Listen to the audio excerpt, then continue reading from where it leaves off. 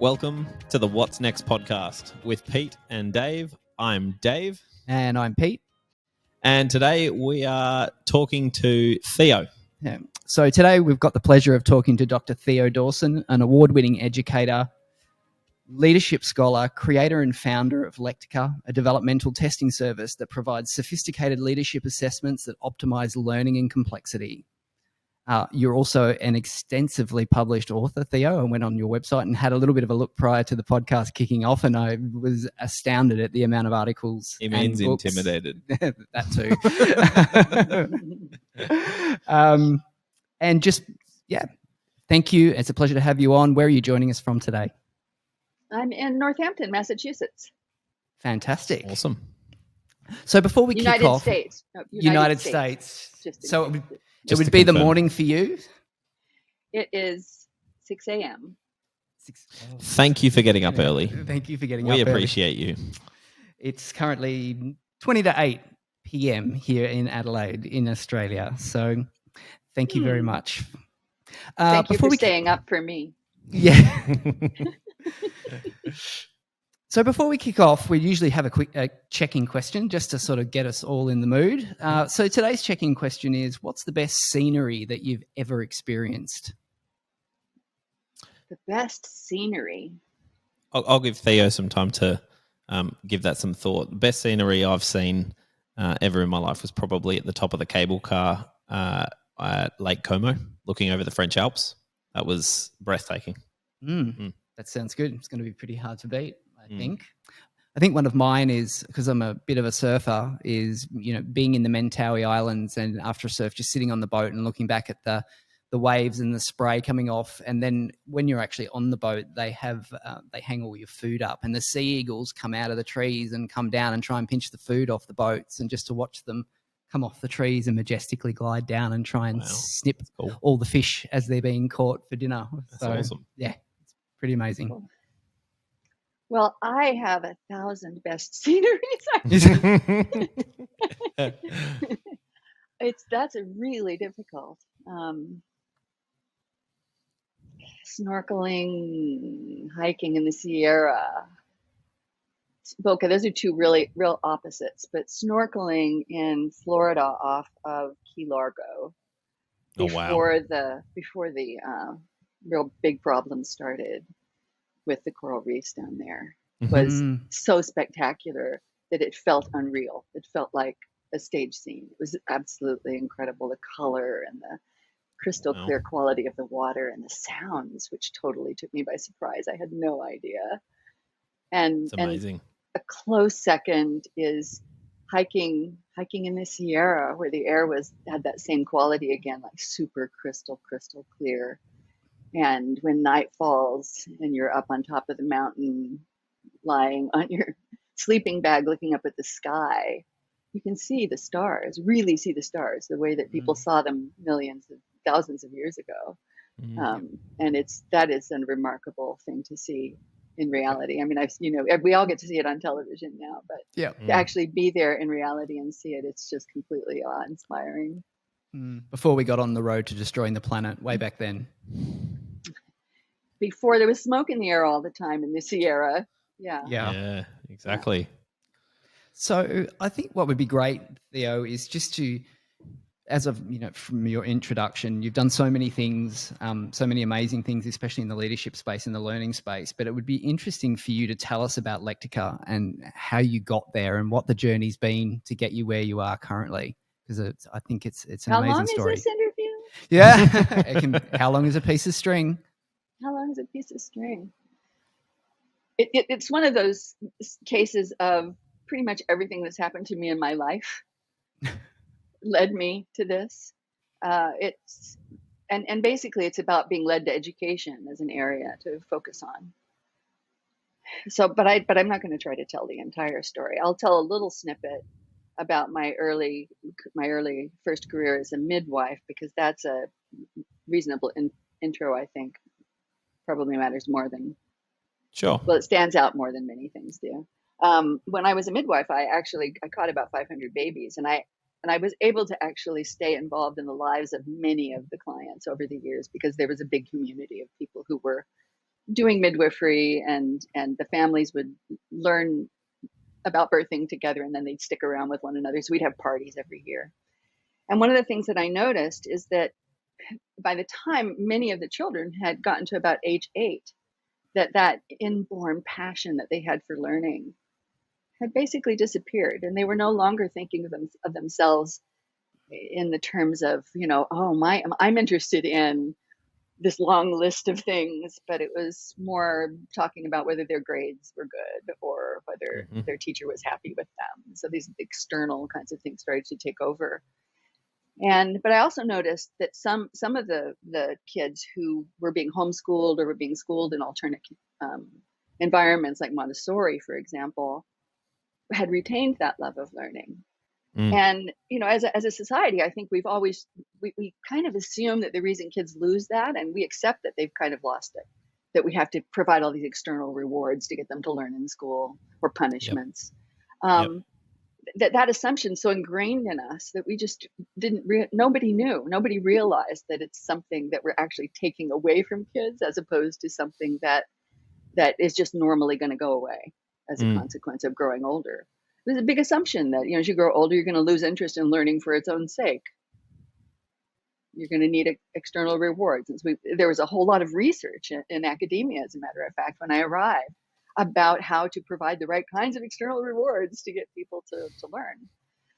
So I came to my graduate work through a tortuous process, and did that work later in my 40s. So I had this life in between and raised my own children, and many things happened along the way there also that reinforced this observation. And I was also concerned about ethics and how we create a society in which everybody gets to participate in a civil society and is able to participate effectively in a civil society. Those things together just kind of ended up drawing me into the educational arena, because it seems to me that that foundation, that thing that prepares us for participation in society, is a combination of our families and now social media and our educational experiences. And that if you want leverage, if you want to really help to change what's going on in terms of what people become, that you want to intervene early in life, and you want to provide the kind of experiences that create hearts and minds that are the kind that we need for democratic civil society. So I went into graduate school with those kinds of thoughts in my mind. And I also was studying how people learn. And I got interested in Piaget's work, his developmental work. And so graduate school for you was in education? It was in human development. The name of the degree was a human development degree, but it was in education and philosophy and measurement, which is a weird combination. I may be the only person with that particular background in the world. But they let me do pretty much what I wanted to do when I got there, which is really nice. I had great supportive faculty. And I also had, I made connections with faculty around the world so that I could have enough of a group of people that I could lean on while I was there. And so I got very interested in the potential for the work that was being done by the Piagetians and neo-Piagetians, like Kurt Fischer and Michael Commons and Kitchener and King and Armin and others. Was there a way to take the research they were doing and figure out how to use it to support learning more effectively? And that became my big mission in life at around 1996 while I was at UC Berkeley. And most of those theorists you just mentioned are developmental theorists? They're neo-Piagetian, but we're called neo-Piagetian theorists. So this is a very specific kind of line of developmental inquiry. There are things that have branches that have come off of that line of inquiry, such as the work that Keegan's done, where he's combining Piagetian ideas with ideas from psychodynamic theories, and Levenger's work, which is the sentence completion work, which came out of psychodynamic theories, but in a conversation with Kohlberg, who was one of the big neo-Piagetians at the time. The strand that I was most interested in is the purely Piagetian, neo-Piagetian strand for the most part. For those who are unfamiliar, because some of our audience won't be into philosophy, can you just give us a Cliff Notes version of Piaget quickly? And I guess expand on that and what neo-Piagetians would be as a picture as well. Is that for the audience, Dave, well, or for it's you? interesting that Or you both. would say, it's interesting that you would say philosophy, because most people don't realize that Piaget was a philosopher. He was an epistemologist who actually just happened to do some science. And he always thought of himself as an epistemologist. Piaget was probably the genius in psychology of the last century. Times gave him that award for the last century. Wow. He was prolific. He connected ideas from structuralism, which was part of the systems thinking movement, to what he was observing in human development. He connected biological phenomena to what happens in the brain, which was something that people weren't really doing yet. And Skinner at around the same time was actually starting to think similarly in terms of the connection between behavior and the brain. But Piaget was not. Skinner's work was pretty simplistic and linear. Piaget's work was really rich and deep and complex. And over many years of research in Europe, at one time, I think he had 40 people who were working in his team. And many of them were researchers and psychologists. Not very many of them were actually philosophers to start with. After many, many years of research in that area, his ideas gelled to the point where he was able to describe how learning works in a way that is uncannily similar to what we're learning from neuroscience right now. It continuously blows my mind how nothing that he thought at that time really gets contradicted by anything that we're learning in neuroscience. Wow. Which is spectacular. If I look at his work up against that of anybody else from the 20th century, other people had pieces of it, but he was the only person who had the genius to pull it all together. He's just a remarkable character. Very prolific. Much of his work was translated into English. I was only ever able to read it in English. And some of it was translated badly. And society was built around his work. But during the late 20th century, with a movement toward ways of thinking that that you'd associate with postmodernism or postmodernist thinking, his theory, like all other big theories, came into question, and now it's barely being taught. Because now, instead of thinking about things in broader, more systemic ways, researchers are being encouraged to just study one little thing. So we've got things like power posing and grit and things like that are kind of taking the stage in psychology, where in the last century we had this rich, amazing, broad theoretical perspective that provided incredible amount of platform for ongoing research into the future. It's like, we took particle physics and physics theories became unpopular and you weren't allowed to talk about any of those big theories anymore. It's like that. It's so frustrating and heart-wrenching and painful for me to see that this is going on. But we're hoping that in the future that the work that we're doing now will lead to at least one program in some major university somewhere that will start to revive that work and begin to try to take that work forward, which has not really been possible to do in the academy. It's funny that you start the conversation looking at education in children as well. I mean, just the small amount of exposure I've had to the education industry, both locally here in Australia and abroad in the UK as well, it strikes me that some of that is happening there, and that some of the work being done is exploring and open to the work of Piaget, is open to relearning and understanding that those external drivers are just like fundamentally insufficient and somewhat damaging if we rely on them. And we need to rethink whether it's Montessori, whether it's Reggio Emilia, whether it's any of these other kind of tools that they're going to brand and put in schools over the next decade or more. It's fundamentally coming back to people or at least kids learning through play, which is what they did, to go back to the very beginning of your story, which is what they did until they stopped learning how to play. And it's fascinating to think about even just the impact of that right the way through to graduate school and going, oh yeah, we forgot how to do that. We forgot how to be curious and to try something on and to be there and to be present in the moment and to realize that we don't know everything and all those elements. Yeah, well, there's a history of all of that as well. Conventionally and historically until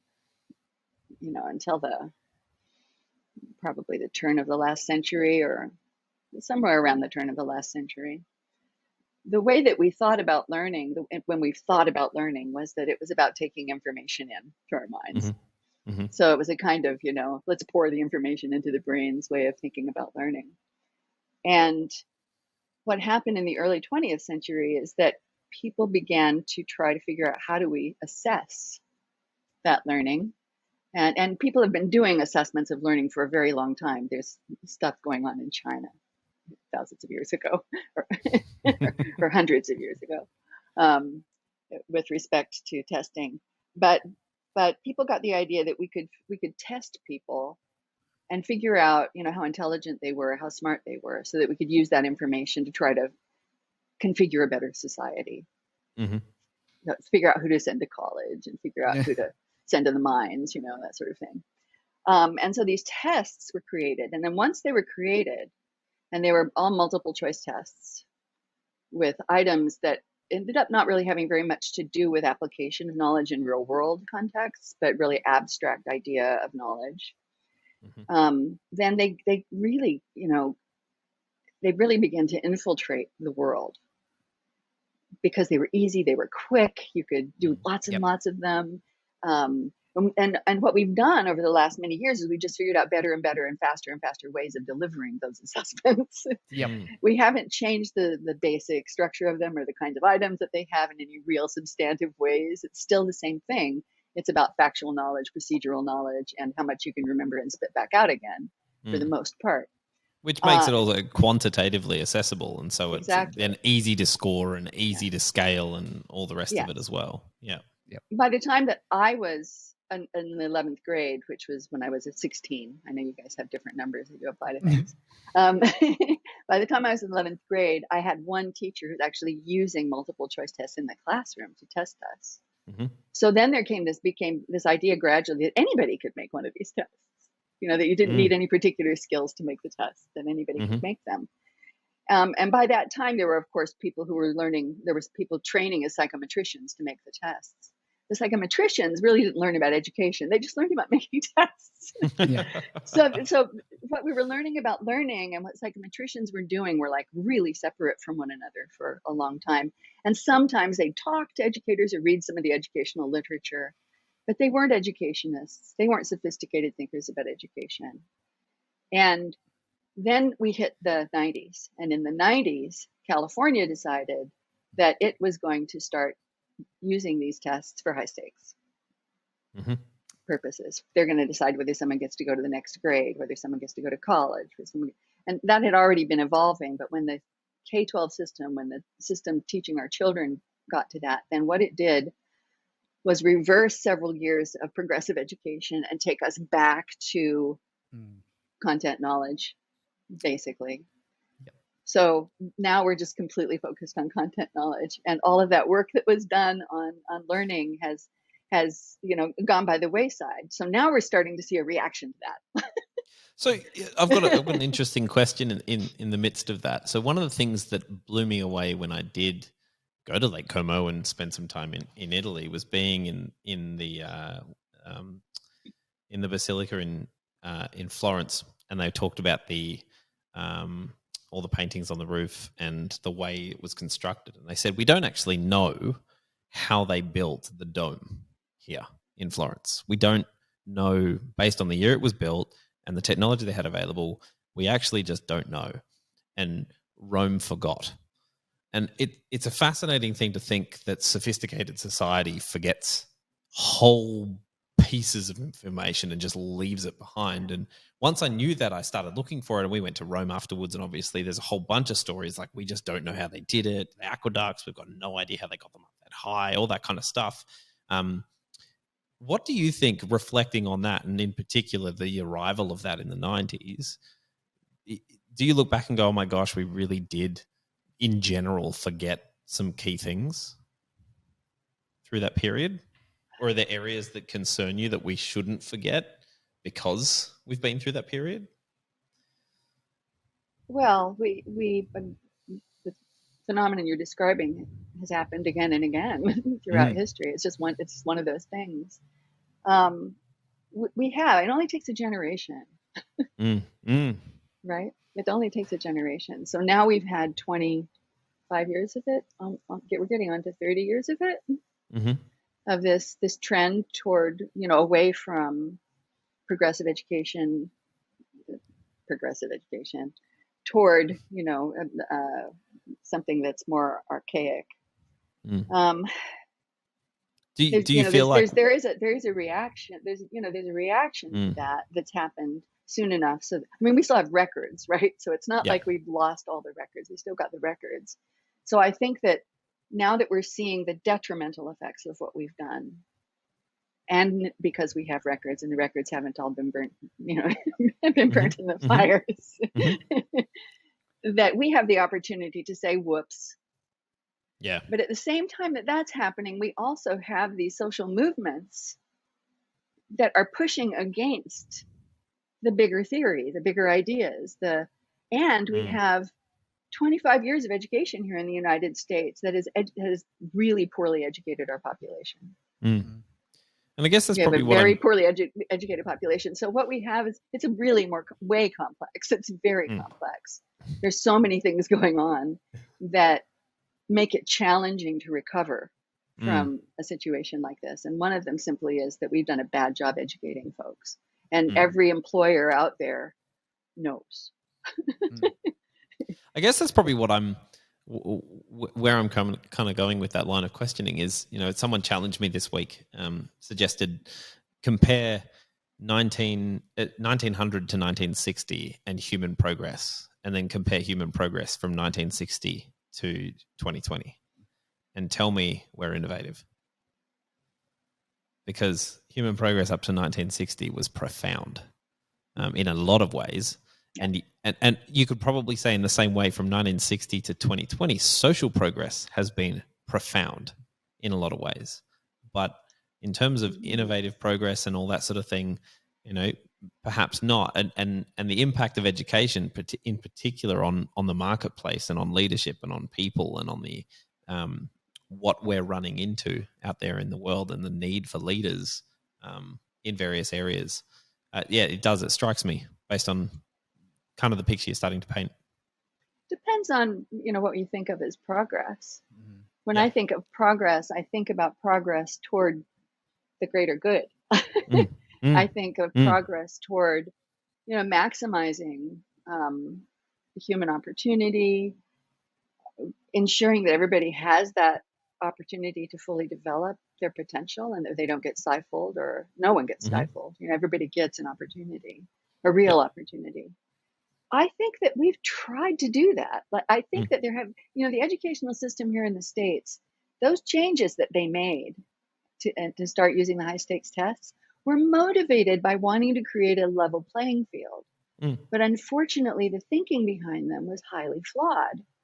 They believed that if you made it possible for every fifth grader to learn exactly the same thing at the same time when they're 10 years old, that would level the playing field. But the assumption underlying that is that all 10-year-olds are the same. And they're all ready to learn the same stuff, and they're all interested in the same stuff. And what instead they were doing was giving the opportunity to maybe 15 or 20% of the kids in those classrooms, and everybody else was completely disadvantaged. The ones that were outperforming the expectations were disadvantaged and have become angry geniuses. That sucks, right? We don't really want a world full of angry geniuses. No. Disaffected and angry geniuses, and I know many of them. And the ones who underperform end up having to try to they either end up dropping out or they end up trying to survive by simply memorizing enough to pass tests. Mm. So and so they learn to intentions, gamify systems rather than actually learn and know. Yeah. So it is a weakness of humans, the difficulty humans have with making decisions. And this is true in democracies, possibly in particular. The inability of citizens to make decisions that are nuanced enough to be good decisions. Mm. We voters make black and white decisions. Yeah. They're the appealing argument is the simple black and white choice argument. That's what appeals to the population. And that's why and this is a big reason why I got into education, because I felt like if we could optimize development and optimize learning, that more people would be able to get to the point where they really understood that, everything is more complex. Mm. And that would make us all more humble about our knowledge and start to make us willing to pay attention to more than just those black and white options.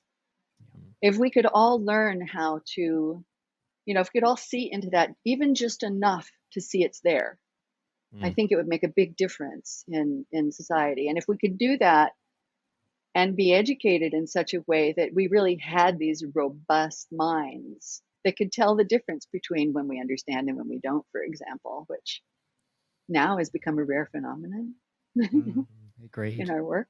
Yeah.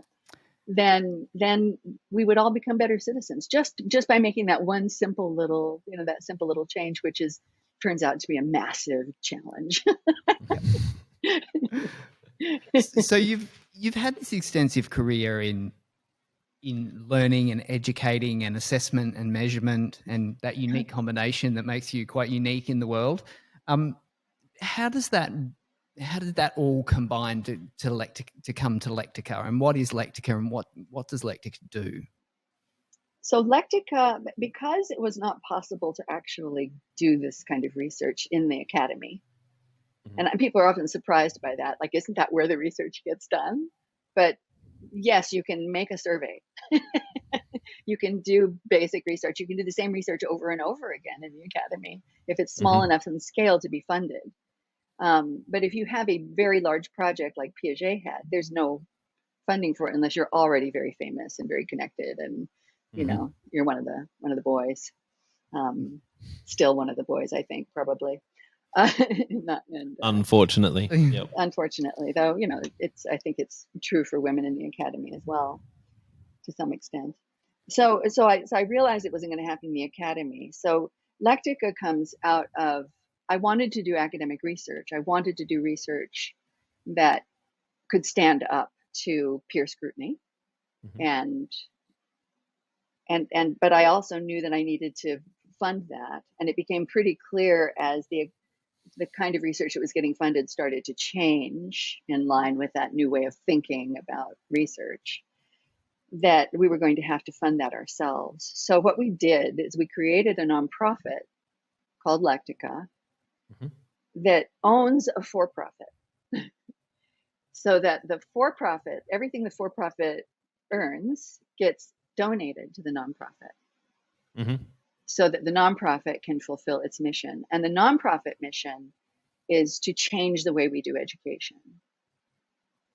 That's to change the way education happens, or to participate in helping that movement to change education in a way that helps. And how we see our job is twofold. One, helping people to relearn how to learn so that we can really effectively create programs in which students can learn optimally and love learning. And keep their love of learning. And then also to figure out how to measure it so that we can prove to the voters who, remember, they like these binary choices, that this is better than what we were doing before because you get better outcomes. So it's a tough kind of tightrope to walk, right? Because it's like dancing with the devil in one way, because I don't want our assessments to ever become what those multiple choice assessments became. But at the same time, without something like that in the mix, there's no way to get changes in a democracy. You have to have ways of measuring things. Measurement's crucial to getting anything done. So I started out naively back in the late 90s believing that that could be done. And so that was my research trajectory. And so we created Lectica so that we could push that agenda forward and push the research forward. And our goal is to actually provide our assessments and learning tools free of charge to individual teachers everywhere. Mm-hmm. And the only way Awesome. that that could be done is by having a very profitable, for-profit organization that we're attached to. So right now, what we're doing is we're moving out a scalable product called Lectica First. That's a recruitment product that's designed to really turn the recruitment process upside down, so that we deliver people who have a good, whose mental capabilities are a good match for the roles that they're applying for in organizations, which is a fully scalable product. So that, theoretically is going to become a multi-million-dollar business. And then that multi-million-dollar business, only reason for existence will be to fund the educational nonprofit. Now, there are also side benefits of doing that, because it makes Lectica a household name. It creates demand from employers for that kind of learning, for that kind of knowledge. And that really can have an impact on the public education system in particular. It's not, the private educational system is a little impervious to these kinds of influences. But so ultimately, 20, 30 years down the road, we will have a kind of organic evolution going on in the educational system as people gradually adopt the learning methods and the assessments. And so when I think about Lectica, I think I've been using your assessments for probably 10 years in the leadership sphere. Can you tell us a little bit? So you've got the assessments that you use for recruiting, but you've also got a series of leadership assessments, one focusing on decision making, which is the leadership decision making assessment, which I've used quite extensively. Could you tell us a little bit about that and what the core ideal of using that assessment is? Yes, well, like all of our assessments, the LDMA exists to support learning and development. So the big idea behind all of the assessments that we create is that they have to be able to perform that primary service above all others. So the same assessment that people are using to support learning and development in adult leaders, the LDMA, is used in recruitment. So people use it in recruitment, and then now you have an assessment that can be used to support the ongoing growth of the new employee or the internal growth of an organization as well. So the assessment is grounded in a ridiculous amount of research into how those skills and knowledge develop over time. We basically use the responses, and all of our assessments require people to actually make arguments and provide responses to real world scenarios. So we're trying to get as close to having people show the skills that they have and could apply in real world contexts, not whether they can do something in their head with Sudoku or something like that, but something real. And we use those responses. We basically mine those responses for everything that we can learn about how that person's thinking and the meanings that person's making and the skills that they're exhibiting. So for those listening at home, these are questions that expect a long form answer. Yes, they're what are called ill-structured questions or ill-structured dilemmas that don't have one right answer. They have many possible answers and many possible ways that people can think about them. And the prompts are designed to elicit that kind of thinking and arguments and let people show us what they're doing. So we score those assessments using the Lectica assessment system, which is grounded in Piagetian theory at the base, which is a refined version of Kurt Fischer's skill scale that he created. And we were close. Kurt Fischer and I were close, and I worked closely with him. So with his blessing as well, we refined his system. And using that refined system to score the assessments, we provide a lectical score.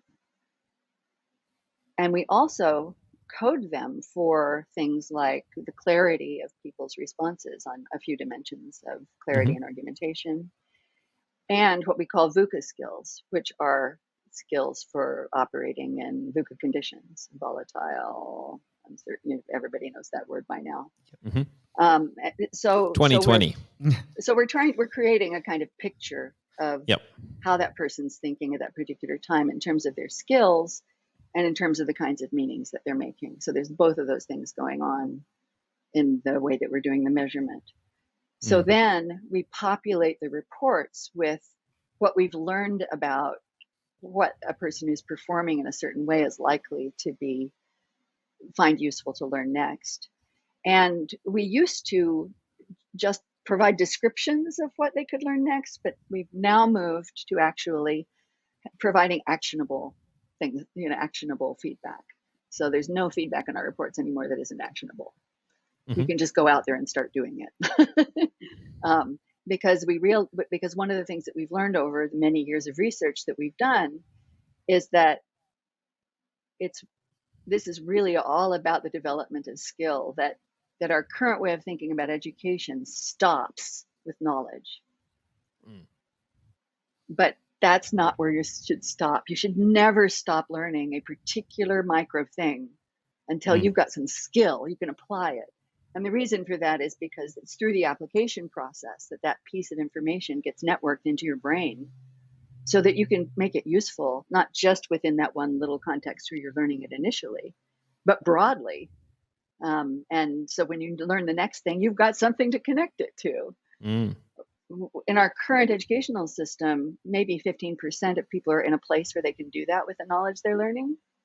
We want to make it so that everybody gets that. And the assessment is designed so that the person who is debriefing that assessment and working with the learner can support that person in figuring out like where that edge is and how to make it so that they are able to learn optimally in their zone, the things that they're interested in or find necessary to become skillful at that particular point in time. And while they're doing that, to relearn how to learn.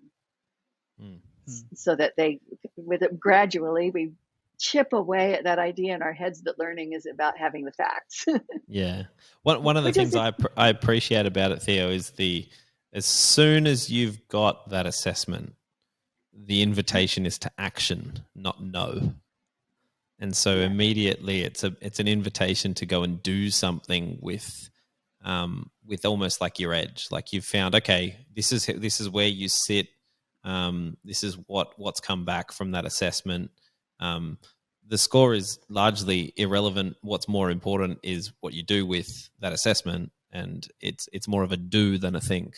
And I think that becomes, to reinforce your point, it just means that you plug straight back in and you start thinking about how you might apply that edge that you've just found. It's interesting, isn't it? It's that simple. It took us 25 years to figure that out. Someone had to do it, Theo. We thank you very much for putting in that effort. At the beginning, we thought that our very first course was an academic course about Piagetian work, neo-Piagetian work. And we just assumed that people would take that and be able to translate it into something practical. And then so we got gradually over the years, we just slowly figured out that what really is going to make a difference is having something actionable, something that you can really do. That people lose interest quickly if they can't see what it is they can do. Like, what can I do?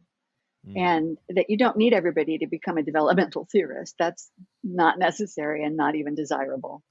Can you imagine a world of developmental theorists? It would be a disaster. I love the humility that comes with how small some of the invitations to act are as well. I know that's something that you're particularly passionate about as well, is finding those really small things that make a meaningful difference. Yes. Well, it's really very clear from neuroscience and also, from Piagetian theory that where we learn is in the moment. That's where learning happens. It happens in the moment. So the only things we can learn in the moment are tiny. Always tiny relative to something, right? So when you're a baby, it's a tiny thing like the position of your leg as you take a step. That's really tiny. Yep. As an adult, those tiny things become more abstract. and increasingly complex in a sense, because skills, what's a tiny skill for me in an area where I'm an expert, where I have a lot of skill already, is probably going to involve a whole bunch of other micro skills that years before I had to learn one at a time. So it's a relative concept. But so tiny is really just defined in terms of what you can actually do in the moment as something's happening that's going to embed a new piece of information or a new skill or a new way of thinking about something into your brain, and you repeat it over and over again until that's created a network, and you've done it in enough different contexts that now it's networked. And then you will automatically know, as you're doing that, how you want to kind of experiment with doing it a little differently next time.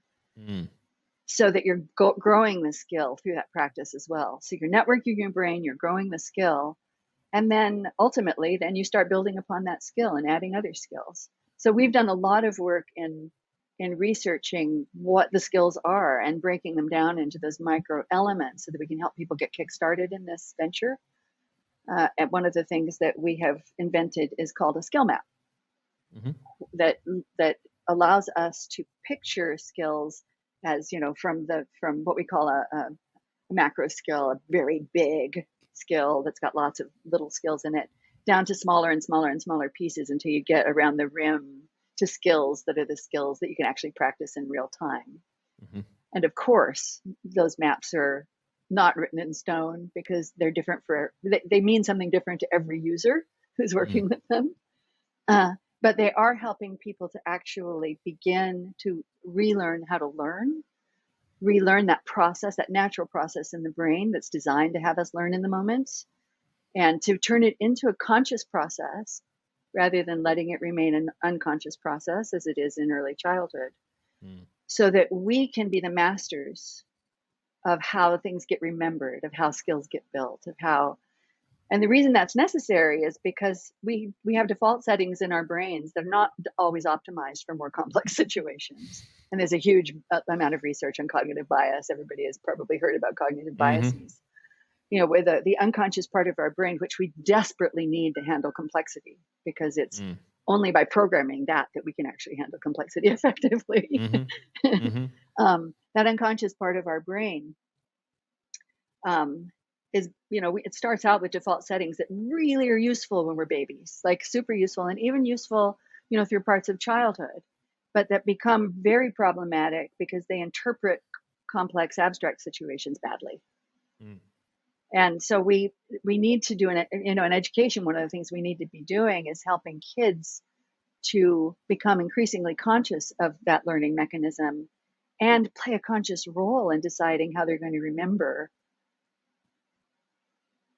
what just happened, or how they're going to, what they're going to try experimentally next time, because they're aware of what's going on, rather than because they're just defaulting to those settings. And in a wonderful world where we're doing education in that way and we're doing it well, you get an adult who's system one, whose unconscious brain has what we call robust intuitions. So that your decision making in every part of your life becomes better as a consequence of not having to do as much of the work with your conscious executive brain, and being able to get away with that when you need to. So those people who just make a clever decision on intuition, they've by effort or just happenstance managed to get to a place where some of those systems they've got in their brain are doing those calculations on autopilot? Everybody has intuition. There's different ways it can show up. We've learned right now we're running a face mask survey. Yep. And everybody, has intuitions. Everybody has their gut feeling about these things. But you do meet those people that make... People who make really good decisions based upon intuition are people who have been actively involved in their learning. Everybody makes decisions, and good decisions can be made by accident, but we're talking about consistently makes better decisions, more, encompassing decisions. in order to do that effectively in increasingly complex contexts, you got to have system one. I mean, you've got to have a robustly connected system one. But we all have intuition. So a person who tells you, "Oh, I make all my decisions based on intuition," that's probably not one of these people. because a person who has built a brain that can have robust intuitions is going to say to you, "Look, when I need to rely on my intuitive knowledge, which I do often in my work, it's a conscious choice."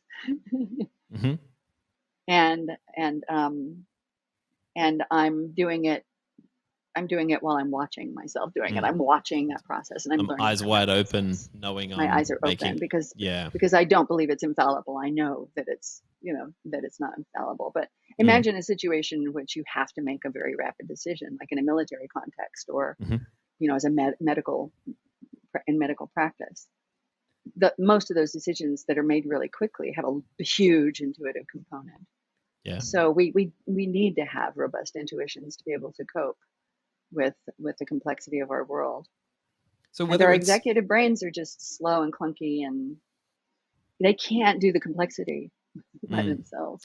So let's use those as an example for people listening, whether it's a surgeon in theatre or a nurse in the ER, or maybe someone on the battlefield, and you're having to make decisions incredibly rapidly, or for someone who just works in an office job or whatever and is in a high stakes meeting and needs to provide a quick decision. You mentioned system one before. What are you referring to? What turns on that allows that to happen? That allows good decisions to happen with that intuition rather than just any old decision. It allows a good decision. So, but what allows for better decisions is having a more comprehensively and richly networked mind. That is and where we see that in performances is in the clarity with which people are able to argue and explain their thinking. So it's a brain that has developed in such a way that it's capable of clear thinking. And I think that what that ends up representing is, what you are able to do and show to other people about your thinking has a lot to do with how connected and your executive function is with your unconscious to some extent. How much you're able to draw upon the unconscious, how much you're able to interrogate that instinct or those impulses. But it also has just a great deal to do with how sophisticated the network is. So if you are someone who's had a great deal of practice in something and you've done it over and over again, and in medicine, for example, a lot of stuff systematized, like you do the same practices over and over again. You count the sponges before you close. There's all these things that are embedded into the process. Then the more you practice those things, the more they become something that's controlled by system one, something that system one can handle by itself. But system one is a little bit like AI by itself. It's about what we can do in AI right now. It's only about connections. It's about the network. It's really just about connections. It's also the executive function also has to be able to participate in this. As a kind of filtering device, and so the executive function is the part of our brain that can take a signal that makes them feel a little bit uneasy and turn it into a question about what's going on here that I'm not seeing. And then can reflect on that and not speak on it, and then determine how best and reflect in the moment on it, right? So but when I was a midwife, I had experiences like that where time slows down and somehow your executive function is able to keep up with your unconscious brain. It just feels like you're there in step with one another. And everything comes all together at the same time, and it feels like time's expanding when that happens. It's certainly something that I've found working as a facilitator, and I've certainly heard people talk about it in professional sport as well. They talk about the game slowing down, or I think about the amount of cognitive function I need to rely on in the moment when holding a board meeting or managing a complex facilitation of some sort. When you first do it, it's incredibly all encompassing. You'll write off a day to prepare, think, debrief, etc. And at a certain point, you go, no, there's a speed to this. I get it. I've mapped those skills, and the skill. And the reason I use facilitation is because those skills are more how skills than what skills. They're reflecting in the moment. They're thinking. They're actively seeking and taking perspectives and trying to coordinate them and throw them back at the room and say, right, what are we going to do with this? And they say the same thing about professional sport. How when the game slows down, it's because you're starting to all of your motor skills are in step with your ability to take in the game, and they can keep up with you. And so you say you need to be over there, and you're over there. It is a fascinating thing to reflect on. In the literature, this is called flow. Flow state. Yep. Yeah. It's the mechanism that's associated with that construct. We see it in a lot of places, but one of the places in which flow can become extremely dominant is in learning as well, and just in the learning process itself.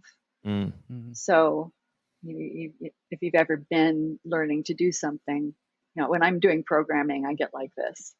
I can't let it go because I'm in that zone, man. And I'm going to solve this problem. I'm going to figure this out. I'm going to find a solution. And my brain is so happy, and there's no sense of time. And, as I get older, I need to get up more often because you get stiffer. You have to get up more often and move. And I've got these alarms that tell me to get up every hour and move. And I don't even hear them. I don't see them. 4 hours pass. So there's many different ways that flow can manifest, but it's more likely to be able to manifest in a brain that's got that connectedness. Yeah. That where you're, so if you're new at doing something, you've got more cognitive, you have to be more conscious of more things in order to be able to do the thing. So it requires having enough expertise in something, enough practice doing something, enough skill doing something that you don't have to think about most of it anymore, and you can just be there. Yeah. And there's that sense of I'm here that comes along with that. And when I hear people talk about that in terms of meditation, I think, yeah, but you can get it in learning, you can get it in sport, you can get it in, it's basically the same mechanism that's functioning. And that as a society, we increasingly look for in media, entertainment, gambling, drugs, and I think that one of the reasons for that is because we turn it off when it comes to learning. We actually just actively turn it off for our children. And so they go seeking it somewhere else. And if they're lucky to get it in sports or art or something outside of education. So when it actually comes to the assessments itself, and as far as leaders go, would a fair summary be to say that it really the assessments focus on helping leaders understand complexity and how to navigate complexity? Is that one of the core focuses? No, it's not. Now that surprises people, because vertical development is becoming this kind of cool thing. Like, let's all try to get complex. Nope. All we're trying to do is to help people build skill. And if they build skill effectively and they learn how to turn on this part of their brain, they will develop. Can you give us a rundown of the 4 leaders, what you and your assessments focus on as far as skill building goes? Well, let's just talk about the instance of the LDMA. So its focus is on the primary skills that we're trying to build are the VUCA skills. We see clarity and argumentation skills as something that you can teach a little bit and learn intentionally a little bit, but mostly I think that they're emergent, that they are reflections of the quality of the learning that we've done. So our primary interest is in developing the VUCA skills, because those are the skills that if we build those skills, then we are going to be able to do certain kinds of things, the skills that they're targeting better. So we're targeting skills like perspective coordination and collaborative capacity and contextual thinking. These are all decision-making process skills. These are all big sets of skills that are required for leadership, decision-making. They're required for a leadership period. Many of them are required for success in life. But the way that they lean in the LDMA is toward leadership decision-making. We're reinforcing the skills as they're used within that context. And so a perspective, a collaborative capacity skill could be learning how to ask clarifying questions. Really basic. On all of us, for the rest of our lives, can build that skill, right? Like it's the skill that you can keep building for forever. And it's surprising, I find, that working with leaders, that some of these skills that you, as you said, are quite basic, are still quite overlooked, and the capacity can be quite low. Yeah. Oh, yeah. They're not valorized you don't learn them in your educational system. They do teach critical thinking in school now, but what they teach you is the rules of critical thinking. And right now I'm working on a project with a college program, but I can't tell you which one it is. Sure. But I'm working on a college program where what I'm seeing is that every single person who's responded to this face mask dilemma that I talked about earlier has learned the vocabulary of critical thinking. They know the vocabulary. They know what you're supposed to do. And I would say about a third of them are really not able to reason through the problems at all in any kind of clear or coherent way. So the rules are insufficient. But they believe that they're good critical thinkers because they know the rules. So they believe that they're just as qualified as experts to make big decisions because they learned the rules. So we're undermining that way of thinking about teaching skills. But that's the way that skills are taught. When they decide to tackle skills in schools, they teach you the rules of how to apply the skill, and you don't really build the skill. So, one of the things that surprised us when we first started working with the VUCA skills is how bad they were. Like nobody had them. They were very, very weak, and no one was talking about them. And if they were, it was at a very low level of understanding of what they were. And there was the assumption that if you just knew about it, then you'd be good at it. So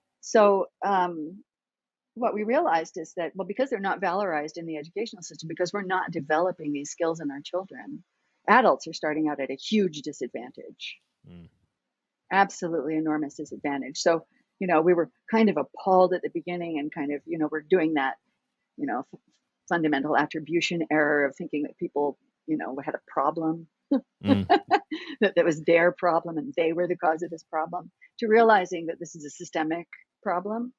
We've created the problem through our educational system and through our, our social structures as well. These illusions that we create, that people believe that they have competencies that they don't have, mostly because they've not had enough practice. They haven't had the opportunity to practice because that's not built into the system. Yeah. I've been actually finding that, and you probably would have found this as well, possibly Theo, that I think even vertical development is falling into that category. And again, one reason why I really like your assessments is, everybody's talking about it, and when you actually ask the hard questions, people can't answer them. And a lot of the approaches to vertical development, and then when you ask them about the skills that are required, they don't know what the skill composition is to develop vertical development. They've just read a piece of work and they might know the stages and the sequence, but a lot of people don't actually know the skills that are required, which is again why I like Lectica, because there's some actual solid how approach built into it. And a lot of the descriptions that people use are very generic and general, as opposed to these very specific targeted macro and micro skills that, Lectica has been able to break this thing called vertical development down into, which I think is a really positive thing for the assessments themselves, because they really do take on an extra dimension that I've not seen anywhere else. It was something that appeared probably when you and I started working together for the first time, was I was getting frustrated as a professional trying to work with groups of people, and probably by just due course of my background being in design, I'm just strong in working in abstraction. But I was asking groups to manage and coordinate abstractions of abstractions as a group. And just everyone was looking at me like I was speaking a foreign language. And I was like, well, we can't manage uncertainty or complexity without abstracting it to some degree. So let's manage principles, or let's deal with something that's a little bit more indicative and abstract. And then we can solve problems and drop down into the operations. And there just wasn't that capacity until we started to explore what are the skills we need and how do we press into those spaces and start to find the little micro things. And I guess, like you've put before, affect neuroscience, still neuroplasticity to a certain extent, to just increment towards those skills or the capability to do that kind of work. Yes, that's right. And you know, when I made my first skill map, the skill maps were designed to help us populate the assessments, to help us figure out, you know, what are the things going to be the skills that we're going to focus on in the assessments. And when I made my first skill map, I had this no dumb moment. And when you're a researcher, you know that when you have one of those moments, something big has happened. Right? Because it's always like you've been struggling to figure something out, researching it to death, looking at it again and again and again. And then all of a sudden, system one goes click. Yeah. And you've got this new Absolutely. thing. And it's ridiculously simple. It's what I love. It's what I love about working in advertising every now and then is you go into that and like that routinely, that's like an ad agency searches for that on a daily basis. It's like, right. Yeah, you're here's a complex problem. That, I need to find 3 words that solve this problem and make people laugh at the same time. Exactly. Go. And it's a profound thing to watch. And the guys who do it amazingly well are just, something else. And that's an important point because this happens at the micro level, like there, and it happens at the macro level in terms of the development of science and theory across generations. So, you know, we make a mistake. One of the problems in vertical development, in the vertical development arena, is this idea that really it's, you know, vertical development is about having these major transformative experiences that move you up a stage on the scale. Whereas development is really about having many of these things happen at a very small scale, and then occasionally having something happen at a larger scale as a consequence of all of them. So we couldn't have gotten to these maps probably unless we had done all of that tiny micro learning along the way. You know, it's something that, but the lovely thing about knowing this helps me continue to feel, okay, I'm on the right track when we have these moments. And that was definitely a big one. It was a really big one because for the very first time, I thought, oh, I can just give this to people and they're going to be able to figure out what to do with it. And when we started out teaching theory to those maps, like that's their trajectory to something just infinitely useful that will eventually make our assessments useless. Hopefully. In the best possible way. In the best possible way. Exactly. And I didn't start making assessments because I love the idea of assessment. I started making assessments because I felt like the only way we're going to be able to get rid of these other assessments is if we create something that's much better and that actually is based on our understanding of learning.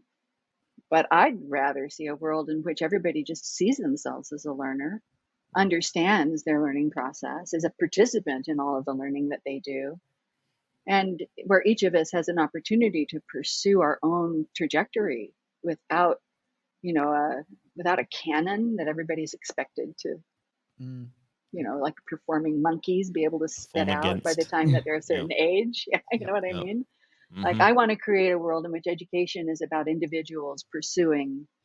Yes, there are going to be fundamental things that we all need to be able to do.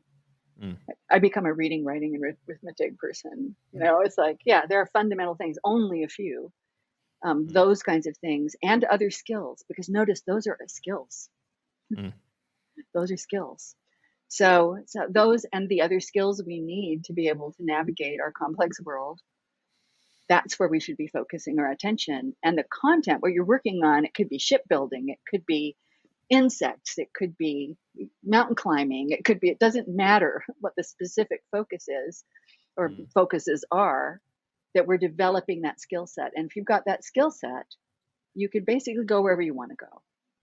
Yeah.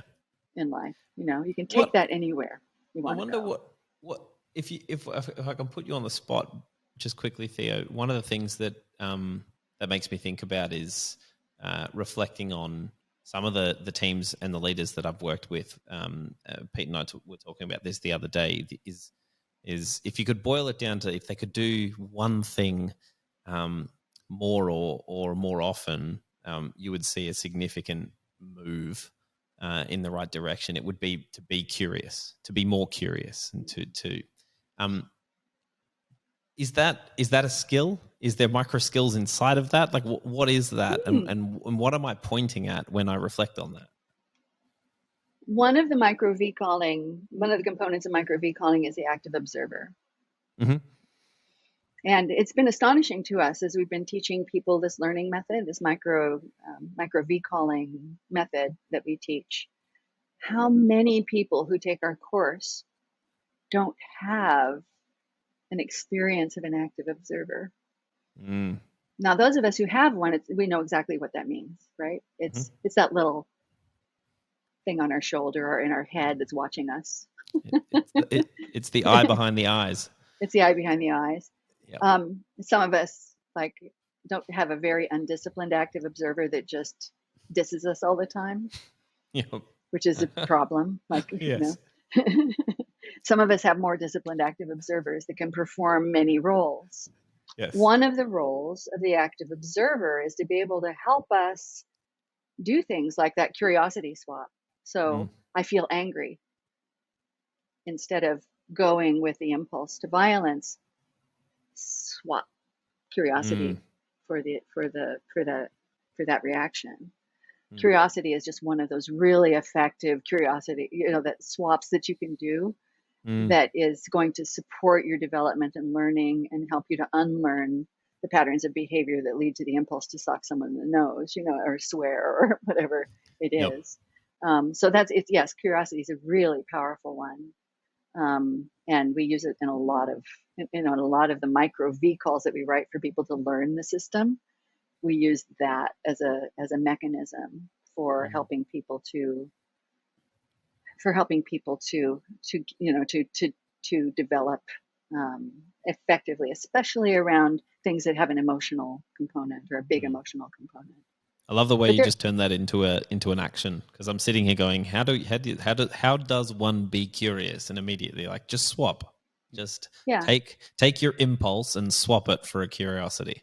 Yeah, I think that's fantastic. So you're taking the energy that you have as a consequence of the emotion, and you're just turning it. You're not trying to tamp it down. You're not trying to remove it, because you can't do that. It's not going to happen. But you just switch where it goes. There are other things that you can do too. With adrenaline, we have a micro V call for dealing with adrenaline. It's just run. Yeah, that's it. When you're having an adrenaline rush, and you can dissipate it through activity, because then you can train your brain that is about a good experience of feeling energy rather than something that's destructive, and it dissipates it quickly, and it takes your mind off of what's bothering you. So there are these tricks that you can teach your active observer that are really useful in helping you to do a reframing of a situation in an instant, and that eventually become habits of mind. So I had a lot of anger as a young woman. I had really turbulent teenage years. I had a lot of anger as a young woman. And so I used the curiosity swap to take situations in which I was just reacting in anger to actually turn that into something else, curiosity. And for a couple of years, it was very hard to do. The energy wants to go where it's used to going. Your brain is networked that way. It wants to go there. Yep. But one day, I woke up and I realized, gosh, I'm not even trying to do that anymore. And I'm not having the anger response. Mm. So we can retrain our brains if we've got a really lively active observer that can think of a mechanism or, come up with a mechanism for turning something into something else, reframing it and getting us on a different path. That's great. That is good. Theo, I'm conscious of time. You've been very generous with your time.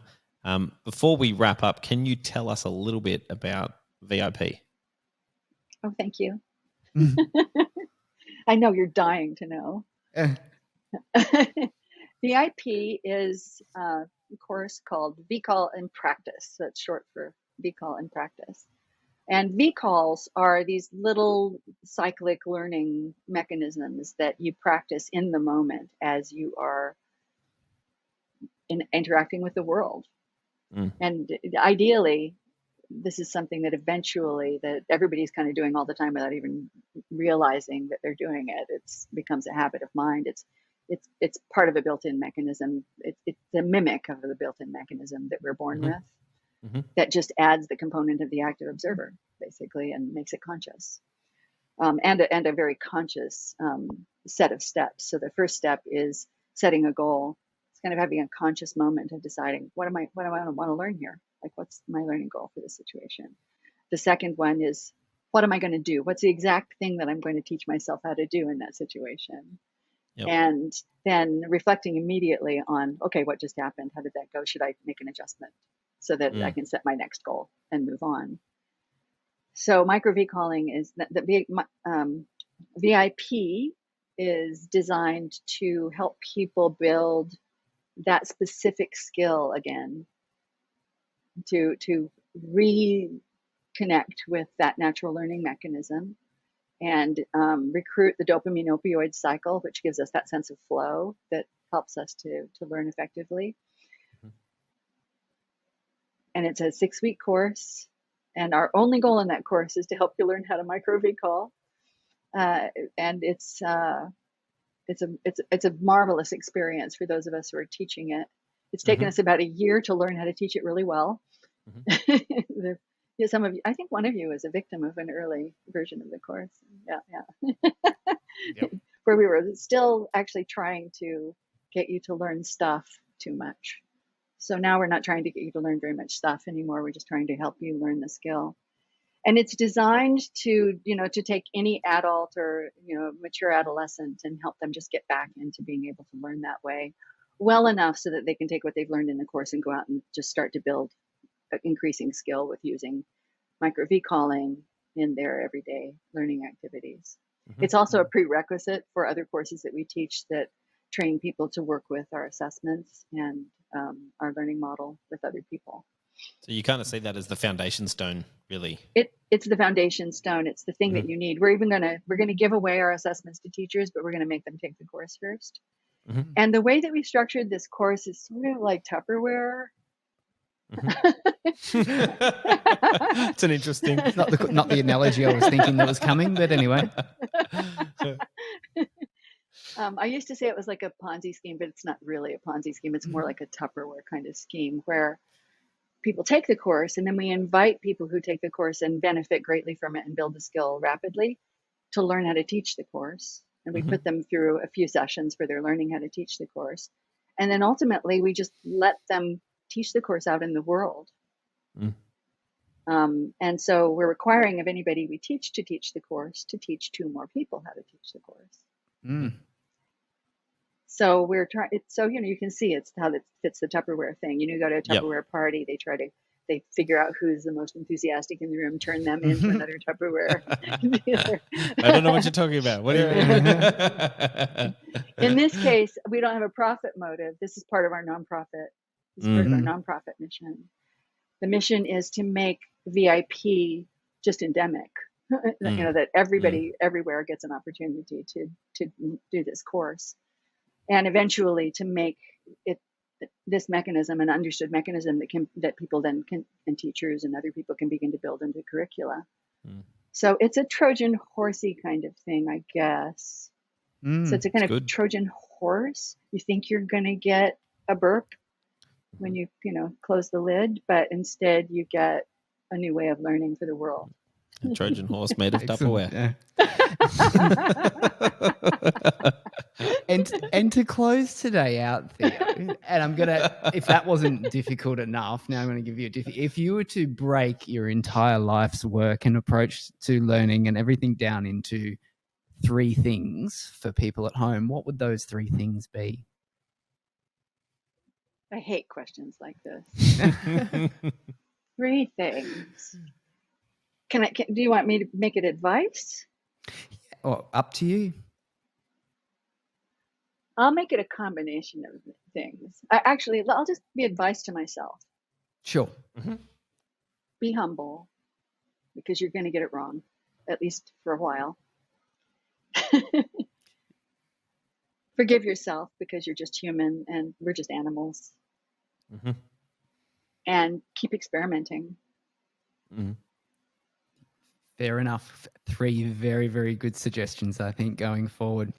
And finally, because you're not off the hook yet, as we're going to close, is what's one challenge that you could issue to people listening to this podcast that you would help improve their learning capability and make them a better leader? If that is just one thing that you could suggest as a challenge.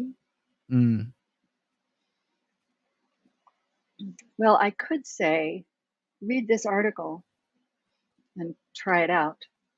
So there's a few articles that I've written on Medium that are designed to perform that function.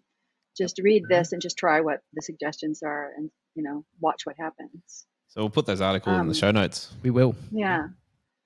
Find out what a clarifying question is and try learning how to do it. Fantastic. Very powerful suggestion. Yes. Excellent. Very good.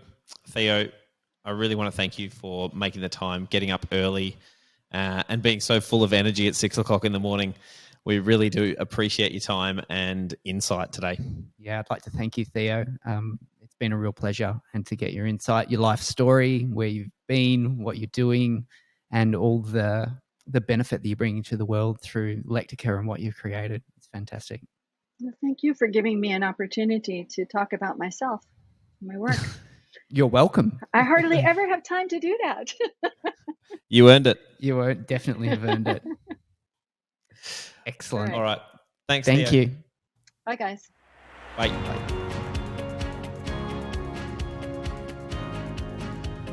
That's the end of today's episode. Thanks for listening.